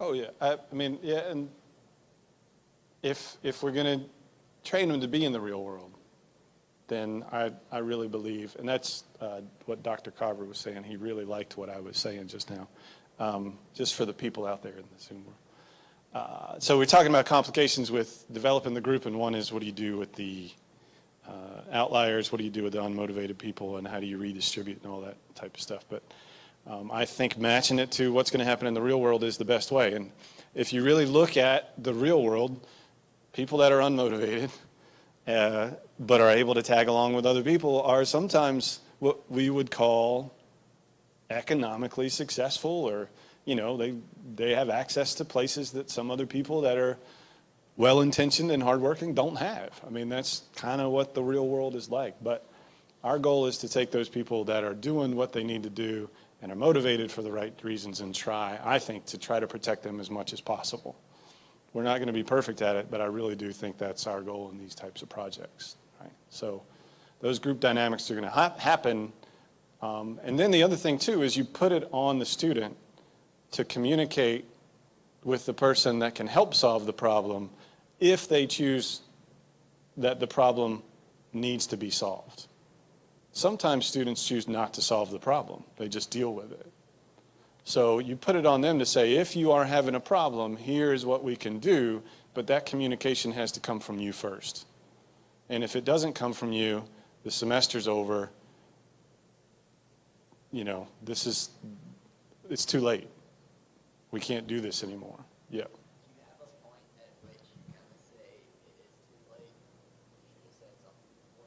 Do I have a point where it's too late? The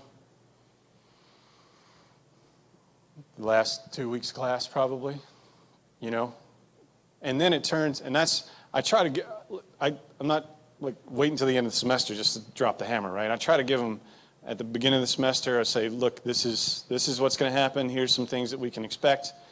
And if you have problems, the earlier the better. But later on in the semester, one faculty member here used to say, my sympathy has gone way down. It's the end of the semester. I had a lot of sympathy at first, now I don't have any. It's just a time thing. I don't have time to solve that. So in the last 2 weeks, but then it just becomes a regular big project that somebody has to finish to get some kind of credit, right? So now they are stressed out and anxious, and they've got a lot of work that they have to do on their own. And some people have come out and done well on that, and some have really not been able to make it. But probably the last 2 weeks is, the last due date for this thing, too. A little more group dynamics than I thought we were going to talk about, but I'm glad we're having this conversation because I think it's important. So in this regard, you can kind of see how business law is broken up, right? We're using regulations. They have to go out and use government websites to find some of those regulations. They can't use cases for Part 2, right? Then we get case law. They have to go into the court websites, which is really great now because almost every court in America and almost all the developed countries have some sort of access. And I've actually had some students do some international businesses in this case. So they've some Swedish students, they've gone into the Swedish courts and found some rulings that they use, some German students. Some of those lesser developed countries, of course, don't have as much internet access, but it's really, if you're in the law, you can usually find what you need out there somewhere. And then the last part is to go out, and I save the Part 4, the current news articles, for the last because I want them to see the laws first and then see if they can read the news articles and actually pull out the laws if the articles aren't actually specifically saying, this is an employment law issue that Nike had, right? They're saying Nike has now just fired X number of employees, or Nike has, not that Nike did this, but Nike had some child labor issues that they had to deal with, and they had some people under the age of 12 that were working in all these different countries, and now the student goes, oh, it doesn't specifically say employment law, but it is about child labor, so now I know where to go and look for this type of stuff. So I saved that for the last bit. And then the Part 5 is the comprehensive presentation where they have to actually make recommendations on how the business should operate going forward. So if there are changes in the law, in Part 2, if there's a case that comes out that changes the way they need to do business, here's a product they've been using forever, and now that product and its chemicals are illegal. So now they have to figure out what to do. So now we have to make strategic recommendations based on the fact that you have found this information and you want the company to succeed. And with that in mind, we do that as you're presenting in front of the board of directors, you're presenting in front of investors, you're presenting in front of the boss, maybe, who's just brought you into their office, and do it that way. The presentations are probably between 12 and 15 minutes, just based on the number of presentations that they do. But I'll go through a quick example real quick. I tell them it's 12 minutes to 15 minutes if it's a good presentation. If you get stopped before 12 minutes, you might want to be a little bit nervous about the grade because it's not going well, right? Any questions, issues, concerns so far? The group works together, but everybody has to participate at some level. And we were talking about this earlier.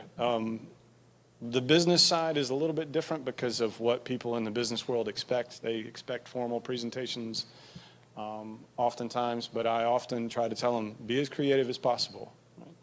Right? Within the context of who you're delivering to, be as creative as possible. It doesn't necessarily have to be a PowerPoint. Oftentimes they do, but sometimes students will bring in little takeaway sheets, little summaries of what they're getting ready to say, and that's all they use, and then the group will just talk, which I think is really effective, especially if you're just trying to make some really big points. So we have the strategic summaries, and they might actually just write the strategic summaries down on a piece of paper and hand it out to the whole class. Say, here's where I'm going, now just listen to me and let me show you what's going on.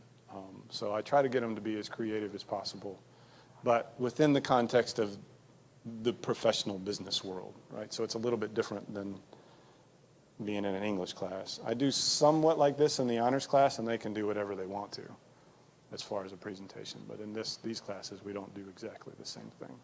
So this is one that I thought was really interesting because I had a Spanish, a Swedish, a Norwegian, and who was the other one? I'll find out as we go through the presentation. So they wanted to do Volkswagen, and they wanted to do Volkswagen and the big emissions issue from about 2015. And they started and they turned in part 1, and they started doing research on part 2. And what they found when they got to part 2 was the case law stuff. And if you're just doing one particular topic, all they could find on the admissions stuff was the same case over and over. But with 4 people in the group, and you got to find 3 cases each, they were stuck. Like, we all turned this in and we all had exactly the same 3 cases. Right? So they had to reevaluate, and we talked about it, and I said, well, why don't you just expand it a little bit more and just do Volkswagen and look at some other issues? Because the other thing that they start to find is that no matter what business or industry they do, they all have employment issues, and they all have contract issues, and they all have whatever other areas of law there are, right? Tort issues, whatever it might be. Right? So what we start to figure out is you don't have to stick to one issue. You can do a broader perspective. So what they did is they went back and they said, we're all from different countries. Let's just look at different ways that Volkswagen has to operate in these different countries, which is really cool. So it's a little bit outside the instructions. I'm like, man, that sounds awesome. We'll adjust whatever you need to adjust as long as you guys promise me that you've got a good presentation at the end, right? So that's what they did. So the Spanish, let's see what we can find here. Well, they started with the U.S. federal laws, and they just kind of laid some out. Then the Swedish guy went in and talked about how the Swedes are affected. He was French. The next guy was French. And you notice one of the things that I do too, I'm getting a little bit off topic here, I apologize. But one of the things that I do is I really limit how much they can put in their PowerPoints, which is why I like this one. I think mine had too many in it a little bit earlier, which is why I went through them a little faster. But I really say, if you can't tell me what you're talking about, I don't want to see it on the screen. Right? I want you to just give me the basics, and then we'll move from there. Now, I know there are other disciplines that might want a little bit more, but as far as business presentations go and where this stuff is going, and I don't want to say business, but as far as what I want out of my class, is I want to hear you talk about this stuff more than I want to see it. And videos are the same way. I'm like, yep, you can use videos, but if it goes over 30 seconds, I'm starting to take points off of your presentation grade because it's not you telling me, it's somebody on YouTube telling me, and that's not what I want. And that's not what I think will make you effective. If you want to create a video and put that in, it can be as long as you want it to be. But if you're not in it and you haven't produced it, I don't want to see much of it, right? And a lot of kids will go, I can't, if you do presentations, they'll go, I can't define this as well as this video does. So then they come over and they hit play and then they just sit down for like 3 minutes. That's not presenting, right? That's just finding something. That's just research. That's all it is. It has its own positivity, but that's all it is. So this is really good because they just go this, and then they talked about the different restrictions on emissions in the different countries. So we went Sweden, we went France, we went Spain, and then there's a little bit more. And then we went into some lawsuits in different parts of the world. And all they did was put up recent lawsuits, and then they came out and they talked about it, right? There's a couple more there. They liked the flags of where they're from. That was kind of cool. And then at the end, which is what I really look at, is what their plan of action was, right? So they put that up there. They say, these are the things that we have found that we think should happen. Not that I agreed with it. I think I agreed with one of these, but that's not the point, right? It's you present this, you tell me what you want to do based on what you found, and we'll have a discussion after your presentation is over whether I agree with this or not. Right? I thought the first one was a little bit too easy and so forth, so on and so forth. But see, so that's the final product, but you can kind of see how the different parts are fitting into this final presentation bit. Does that make sense? I'm going to go a little bit faster with the next one, and then we're going to talk. Is that cool? So I'll show you one from the business ethics class. Moral awareness, moral decision-making, moral intent, and then moral action. That's what I'm looking for in that, right? Are you aware of it? Do you know how to make the decision and make an ethical decision?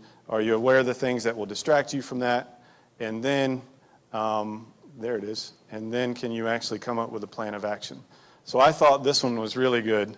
Adding to the business ethics project is just to do some research on the company. On everything in the business school I say research the company first, find some background information, not like the company was founded in 1911 and here's their growth. It's what's going on today, it's financial statements, it's here's where they are right now in real time, right? That's what we want in the business section. So does anybody know about this issue, Theranos and Elizabeth Holmes? Oh, did he tell you about this project? Max is he's a great guy. Very hard worker. Hopefully he wasn't too stressed out about it. Don't like the way that she's holding whatever that is that she's holding, but that's a different story. So they give a little bit of background information, and they give a little bit of background information about the president and CEO of this company called Theranos, because she is really, really involved in everything that happens in this project. So we've got background information.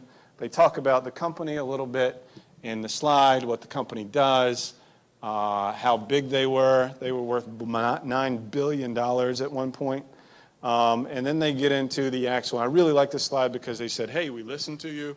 We understand the structure, and now look where we're going, right? They even put moral awareness on half the slide. Perfect. I know that you have been paying attention, and I know you've incorporated this into your slide. Do I need it in there? No, but I think knowing who is in this group and knowing their mentality, this helps them get to where they need to go, right? I can see that in them. I'm like, there you go. You got it. Good. Some people don't need those big signals, but this group did, and I'm glad they put it in there. So what happened with Theranos is she was basically lying about everything, right? She was getting investors based on information that they had basically just sat down and written up and said, this should work, and convinced people that we're really doing something, and they got some products made and convinced people that they were doing stuff. So they were really, this is like just a huge fraud case, big deal, right? So they explained that, And then they go through not just about what Elizabeth Holmes did, and I really like this for this reason, but they took, what if you were working at this company and you found out? What if you were the CFO of this company and you started to find this information, right? Do you stay? Do you go? There's an old song about that, right? What do you do with this information at this point? And then the next part is, if the decision is to leave, right? If that's the initial reaction, if that's the moral decision making, what actually kept people in that company when they found out that all this stuff was going on, right? So again, not much on the slides, but they started talking about, why would people stay? If they knew this, why would they stay involved with Elizabeth Holmes? So it's really about motivation, right? It's really about human, I don't even know how to say it the right way, right? What would be the psychological term for this? Yeah, I guess it's really about motivation and why people make their decisions, right? So it's not necessarily about a $9 billion company, but it's about personal decision making in this situation. So they really did a good job of explaining that pretty clearly, right? And going through, when people found out, why would they stay with this lady? Why would they stay with that company? And we can think of all the economic reasons, we can think of all the reputation reasons, right? Once I go out on the market and this hits, I'm now associated with this and I may not be able to get a job ever again, right? Or you could just go on the circuit and give speeches like the guy from The Wolf of Wall Street did and made more money doing that than he did otherwise. But that was a little bit off kilter, right? So they went through that and then they said, all right, I was employed in this company. This is what's happening. Here's how I take the steps to solve this problem, right? Here's what I can now do. This is what I'm going to need. And within moral action, we talk about moral courage. And moral courage means that you actually know the action you should take, but you actually have the courage to follow through with it, right? So we figure this out. We get to the end, and then they give me a decision on what they should actually do, right? So, 40-something slides later. Thanks for your patience with that, but I thought it would be good to just kind of show you a final project and how all that works. But how could you fit this type of project or this type of scaffolding system into what you do? Or do you already do this in your classes? Yes? One of the things that I may talk to you about actually, the research, yeah, I guess if they need to hear me. One of the things I'm looking at is there's a reverse course design theory where you use scaffolding, but instead of, you start at the very back end of the course and work backwards. And this works well within it, but it's looking at individual projects as well. Even though you're going over collaboration, understanding at the beginning of the class where you need to be at the end is crucial instead of you just get to a big project at the very end of it. So that's where I like where you've gone with this. And the big part of it is understanding that the smaller instructions leading up to it's easier to digest for the student as it's going through it. So I think you've done a very good job in putting this together. And I like the scaffolding idea.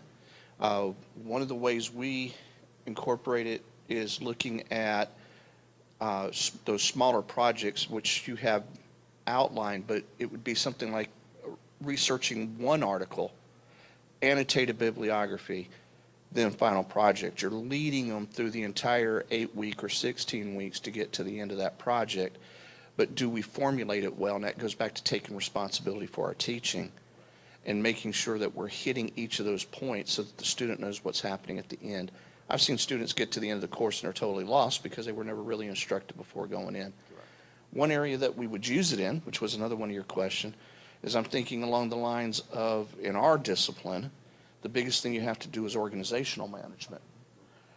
Actually putting them into organization management teams to produce budget items, and we've talked about that, to where one person's responsible for fleet management, another person's personnel, have them develop their projects and bring it together as they would to announce it to the chief, hey, here's your budget, here's the way we need to structure for the next upcoming year.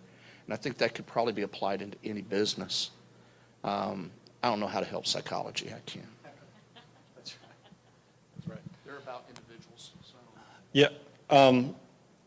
So I guess two early assignments are that individual, research an individual article, turn it in. So I actually do that before these are due, to kind of set them up and say, this is what we're expecting. So they get that little practice assignment, probably worth 2% maybe of the whole grade, because we have to grade, and give them that feedback before they start the big project. But I like that idea too of, you know, minimal, not minimal effort, but minimal consequence at the beginning, but plenty of feedback. Yeah. Yes, ma'am. I was just going to say, so I know, to all the people out there. So I like the group idea. So I teach applied behavior analysis, and they have like a big project at the end. So the same thing, they have all these steps. They have to actually go out in the community, identify like a need, and then work on behavior change. But realistically, the whole like grading thing and having 30 people do presentations. So what I did last year when I taught it, I had them do almost like a like display boards, kind of like a fair kind of thing, and then people would go around and listen to their, you know, kind of like the elevator pitch kind of thing or whatever. But logistically, it was just a nightmare with 30 of them. I needed several classrooms. And so I like the group, or I like the project idea. And I was trying to figure out, okay, how am I going to make all this happen? So I like the idea of doing it in groups, because then if I can divide it out, they're still doing the projects. But I really like that idea, which is awesome because I haven't made my syllabus yet. So thank you. That's what I want to do now. Cool. Yep. And there's sometimes a misconception that putting them in groups is easier overall, but sometimes, I mean, if you get, it doesn't take many, but if you get a few students and they're doing this kind of collaborative work and it's not going well, you can spend a lot of time doing it, but I don't think it'd be as much time as organizing what you were talking about. Logistically, at the end for their presentation, Yeah. that will be trying to figure out where am I going to put everybody. We needed like 3 classrooms. Yeah. I mean, it's just ridiculous. Yeah. But I have them divide. I have the big project divided up all along, but I'm just going to add that group part of it. Right. Awesome. How do you translate it into 8 weeks? Because I can see it working real well traditionally because students know each other, they talk. Yep. When you're online, they have no clue of each other. Yep. How do you restructure it with this amount of work from 16 to 8? Of course, the due dates are a little bit closer together. Sometimes, depending on the class, the groups are smaller. But again, well, not again, but I guess for the first time, the communication channels are multiple. Right? Every student has a phone. Every student has some sort of access to the internet, barring emergencies, right? Barring situations that a student is really, really having a problem.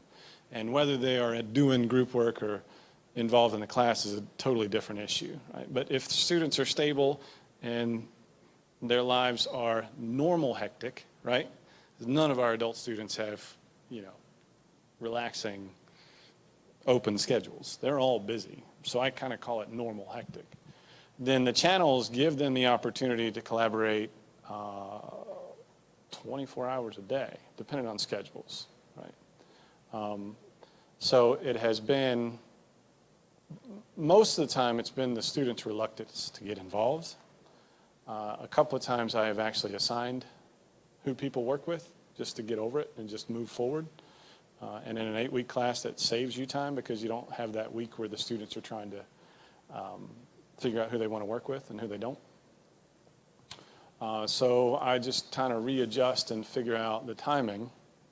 But the expectation pretty much remains the same.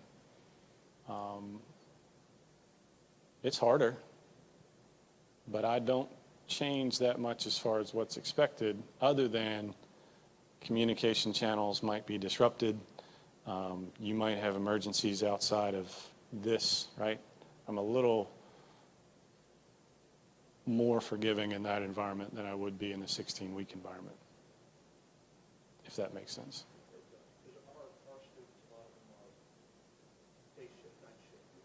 Yeah. Here on campus, they can find each other. Yep. Different, but I believe the expectations set, yes, great. Yeah. But I do agree with you a little more automatic on our management side of it. It is. And a lot of time, we have military members and they're deployed and they're doing this and they go, look, I just cannot do group work right now. Here's my job. Yep, gotcha. I'm not going to expect that from you. You're doing some great stuff outside of class. It wouldn't be fair. So I am much more forgiving in that environment. Flexible, yeah, for the right reasons. But at the same time, we've had students that I've seen walking across campus that are in online classes and are like, I can't get in a group. That's a little different, right? Do you want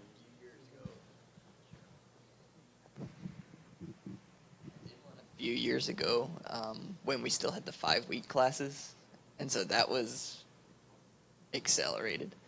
But what I found was that they were all very willing to try and find a means of communication for the people in the group that would work for them all. So they found that they could find a time during the week that worked for them all where they could all jump on their own Zoom and Zoom together and do a lot of the work they were planning on doing on Zoom.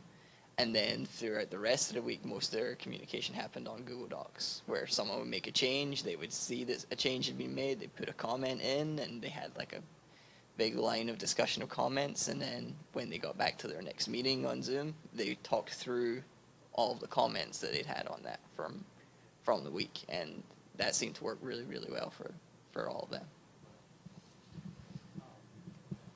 Yeah, and I think if you have motivated students to do that, then I think it works. And Ted, you might appreciate this, but I come from a profession that if you miss due dates, you lose your license, right? So 5 weeks, 8 weeks, 16 weeks, I'm like, it's a due date, right? And I understand that there are other professions that are a little bit less forgiving, but the one that I came from, like due dates are not something that are very flexible with me.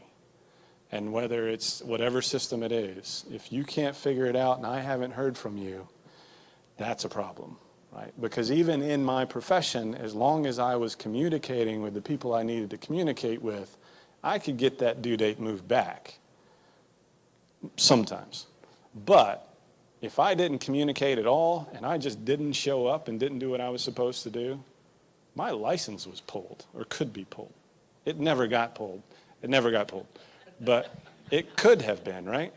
And I know people that have been in that situation. They missed 3 due dates. They missed 3 court dates. They're in the profession, and the judge is like, I'm pulling your license, which judges have the ability to do, right? I'm pulling your license because these clients of yours, you're not serving them, right? Yeah, this foot saved my boss from a malpractice action. The foot saved your boss? Yeah, because she had the... You have to tell her the whole... Yeah, she had me delivering paperwork to the clerk of court's office, federal bankruptcy court. And she was notorious for pushing the deadlines. And she was too late to get a messenger to deliver it because they won't deliver it a certain amount of time before the deadline. So she sent me. I saw the door closing, stuck my foot in. The clerk had to take the paperwork, but she cussed me out.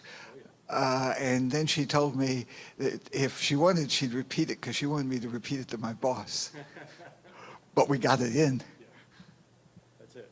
So it sounds a little bit harsh, but the deadlines are the deadlines, right? And I even, when I started, we'll start telling war stories, but when I started practicing, I got this assignment to go see how this case was going, and I sat in the wrong courtroom for 7 hours and sat there going, oh, it'll happen at some point. This hearing is coming. A piece of paper says, this is the room. They had changed the courtroom like midway through the day. And all I did, I went to the bathroom and came back and sat down again. I didn't move, but they had changed the courtroom, and I'm like,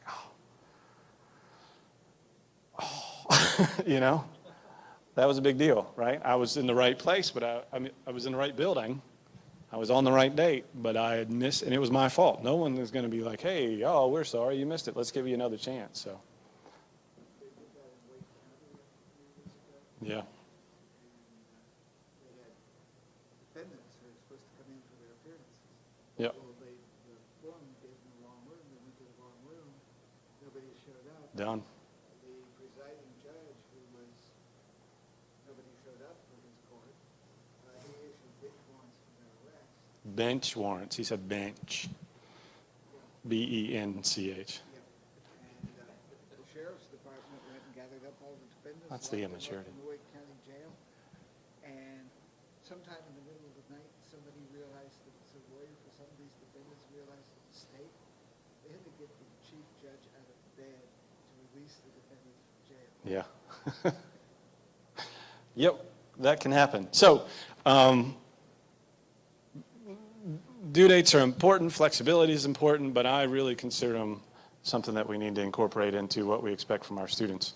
So, I probably have gone over, but I appreciate the time. I think the two main points are collaboration matters to what we're trying to get our students to know and how competitive they can be out on the market when they get out on whatever market they want to be on. I think that those collaboration skills are critical. Giving them as much control over those projects as possible, I think, is critical, because then they learn to solve their own problems and work through them. And dividing these little projects into pieces, or these bigger projects into little pieces, digestible over time, but they all connect together at the end, I think is a really critical way to teach, and it helps them learn and see how all these different pieces come together. Right? So hopefully that was helpful. I appreciate everybody being here. I appreciate the communication, and if you want to write with me, let me know. Thanks.